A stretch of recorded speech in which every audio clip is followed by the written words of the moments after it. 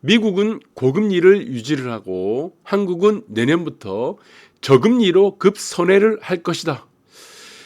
얼마 전 방송에서 한국은 앞으로 제로금리 시대가 될 것이라고 미리 정답지를 다 드렸습니다. 그런데 이것이 지금 현실화가 될 것이다. 현실화가 되고 있습니다. 자, 그래서 구체적인 내용을 보니까 어제 새벽 미 11월 생산자 물가 지수가 이제 7.4%가 됐다고 합니다. 이게 이제 컨센서스 우리가 예상치는 제가 알기로는 7.2%인 것 같아요. 그래서 시장 예상보다 더 올라가 버렸습니다. 그러니까 이것이 무엇입니까? 앞으로 지금도 인플레이션이 지속된다고 있다고 하는 얘기가 되는 거죠.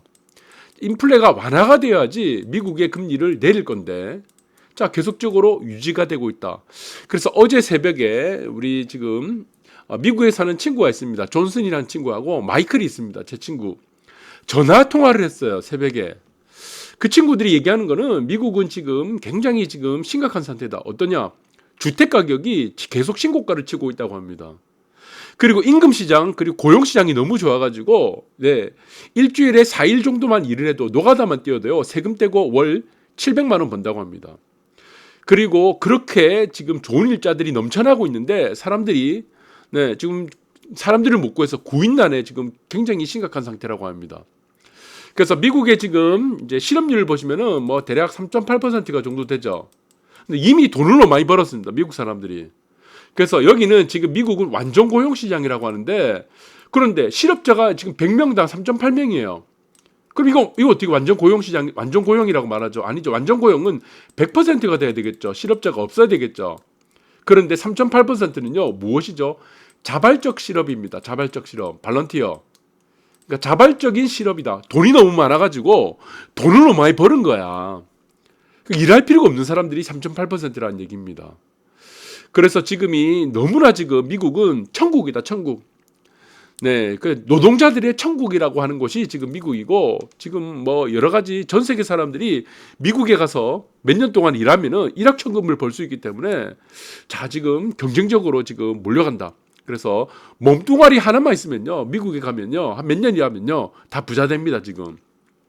그 정도로 지금 이제 천국이다 보시면 되는데, 11월 PPI 이 뭐 PPI 아시죠? 이제 생산자 물가 지수, 그냥 뭐 도매 물가라고 합니다. 도매.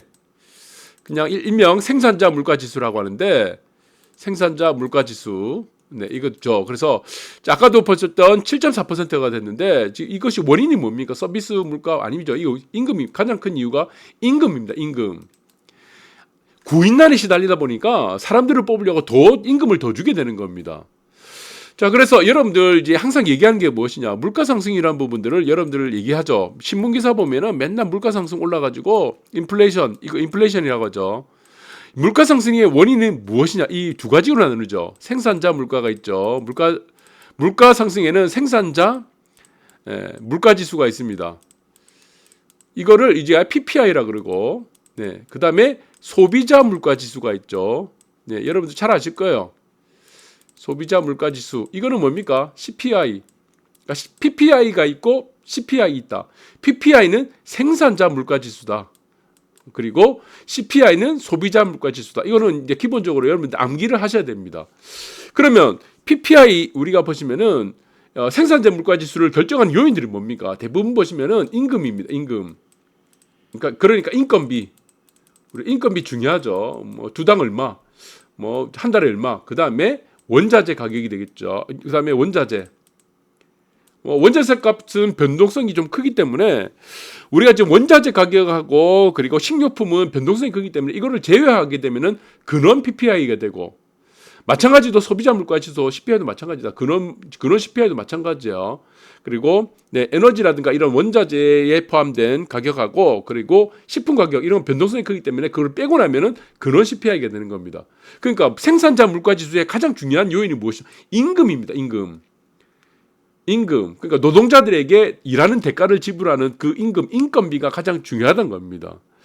그리고 소비자 물가 지수에서 중요한 요인들이 무엇입니까? 이거는 생산자 물가 지수가 얼마큼 되느냐인 거죠. 생산자 아까 보면 PPI가 되겠죠. 그 다음에 또 무엇입니까? 수요 견인이죠. 사람들이 돈이 많아져가지고 지금 서로 물건을 사려고 해. 수요가 막 폭발하는 겁니다. 그거 이제 CPI가 차지하는 거고 결론적으로 무엇입니까? 물가가 오르는 가장 요인 중에 하나는요. 생산자 물가 지수 그 중에도 임금이란 얘기입니다. 임금이 올라가게 되면은 물가가 올라간다. 이 요인들이 이제 하나의 큰 기본적인 메커니즘이란 겁니다. 임금이 올라야지 수요도 견인되죠. 소비자들이 물건을 더 사려고 하죠. 소비자들이 물건을 많이 사려고 하면 당연히 가격은 올라가겠죠. 그래서 이 생산자 물가 지수는 마찬가지로 여러분들이 아실 바와 같이 이 기업에서 가격을 결정하는 겁니다. 기업은 무엇입니까? 이윤을 추구하죠. 이윤을 추구하는 집단입니다. 그러니까 기업에서는 가장 중요한 것은 마진이다. 마진. 적정의 이윤을 보는 것이 기업의 목적인데 이 생산자 물가지를 쥐고 있는 것은 임금에 따라서 이윤을 추구해야 되니까 그것을 가격에 전이를 시킨다는 겁니다. 임금이 올라간 만큼 가격에 다 100%는 아니겠죠. 경쟁을 하기 때문에.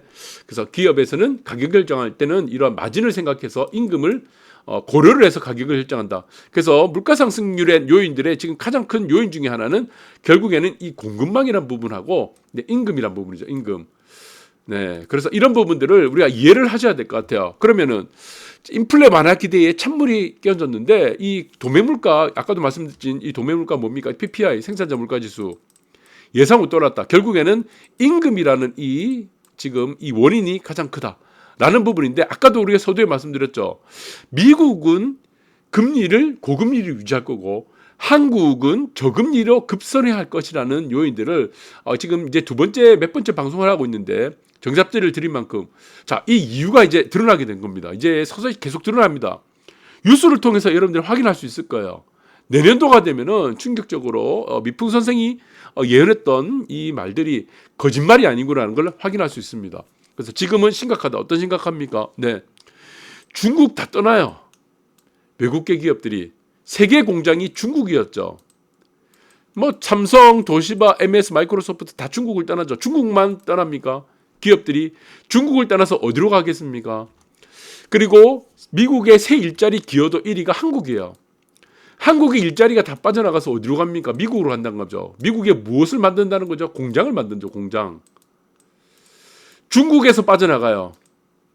어디로 가죠? 미국으로 가죠. 일본에서 공장이 빠져나가요. 자, 어디로 가죠? 미국으로 갑니다. 일자리가 더 어디로 갑니까? 미국으로 가죠. 그러니까 미국에는 공장들이 너무 많이 생겨납니다. 일자리가 지금 포화 상태가 넘어가지고 네, 사람을 구할 수가 없는 거예요. 네, 구인난에 지금 치달을 정도로 일자리가 풍부하다는 겁니다. 그런데 지금 일본, 중국 그리고 한국은 어떻습니까? 한국도 일자리 다 빠져나간다 하죠. 한국 1위가 한국이니까. 그래서 중국하고 일본이 금리를 올리지 않는 이유가 이겁니다. 네, 미국과의 일자리 경쟁에서 지금 패하고 있기 때문이다. 그리고 뭐 미중 우리 지금 네, 미중에 이 견제도 있겠죠. 지금 네, 그래서 G2라고 하는 미국과 중국의 이런 패권 경쟁도 한복을 하는 거고 한국말 지금 호구가 돼갖고 금리를 올리고 있는 거예요. 미국과 일본이 왜 금리를 올리지 않는 이유를 모른다는 겁니다. 자, 그러니까 지금 보시면은 현대차, SK 지금 보시면은 미국 조지아 공장 만든다고 정신없는 겁니다.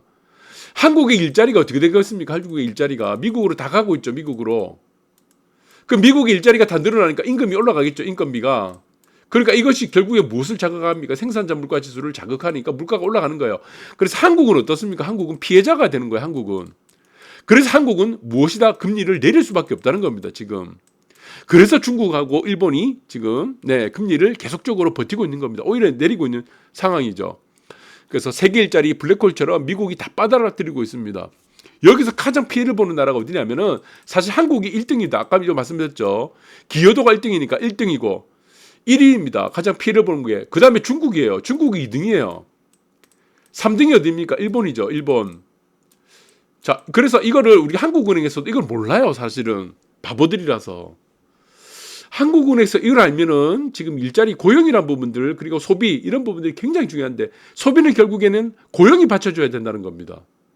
그래서 이런 부분들이 이제 이런 바보들이 이제 깨우치기 시작할 거다. 그러면 중국은 지금 계속 금리를 내리고 있죠. 일본은 마이너스 금리죠. 마이너스 금리 유지를 계속하고 있죠. 변동이 없습니다. 결국에 남은 거는 한국의 금리 인하밖에 없습니다. 저는 그렇게 봅니다. 무조건 금리 인하할 수밖에 없다. 만약에 금리를 오히려 올리거나 위에서 버티기 시작하면은 대한민국 다 죽습니다. 저는 그렇게 봐야 돼요. 그래서 한국은 어떻게 간다? 미국과 중국처럼 중국도 금리폭이 우리나라보다 지금 작은 상황인데 자, 이거 한국은 제로 금리로 갈 수밖에 없다. 이 상황을 여러분들이 반드시 아셔야 됩니다. 자, 그러면 지금 미국의 상황도 지금 아까 제 친구가 있다고 했죠. 새벽에 전화했던 존슨이라는 친구. 예, 큽니다. 존슨 친구는 커요. 키가 커요. 그리고 마이클이라는 친구가 있습니다. 예, 마이클이라는 친구는 아주 똑똑해요. 그래서 이 친구들은 지금 심각하다 그러죠. 구인난 아까 말씀드렸죠. 학력, 요건도 지금 삭제되고 있어요. 뭐 한 달에 지금 1,000만 원 버는 건요. 그냥 지나가는 강아지도 똥개도 다 합니다. 미국에서는요. 그래서 학력 조건까지 낮추면서까지 지금 구인난의 심각한 상황들. 그래서 지금 미국 같은 경우는 쉽게 금리를 내릴 수 없는 상황이다. 그리고 한국은 자, 이 상황에서는 반드시 금리를 내려야 되고 내년부터는 그리고 한국의 상황은 앞으로 인구 감소와 더불어 제로 금리로 갈 수밖에 없다. 저는 그렇게 보고 있습니다. 그래서 내년도에 여러분들 확인하시기 바랍니다. 감사합니다.